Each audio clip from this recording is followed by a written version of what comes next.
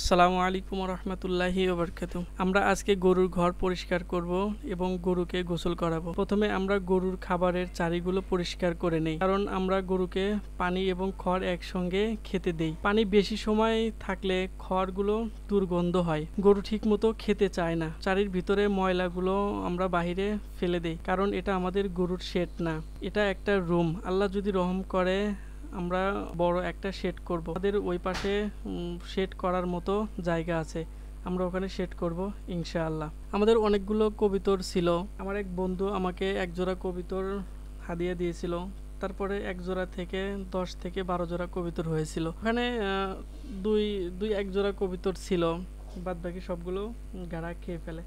তো এখন আবার বাড়িতে এসেছি ইনশাল্লাহ। আর কোথাও যাওয়ার কোনো পরিকল্পনা নাই। আমরা ছোট আকারেই একটা খামার করার চেষ্টা করতেছি ইনশাল্লাহ। আল্লাহ যদি রহম করে আমরা পুরোপুরি একটা খামার করার চেষ্টা করব, যেন কোনো বালা মুসিবত না হয়। আমাদের জন্য সবাই দোয়া করবেন। আসসালামু আলাইকুম রহমতুল্লাহি ওয়া বারাকাতুহু।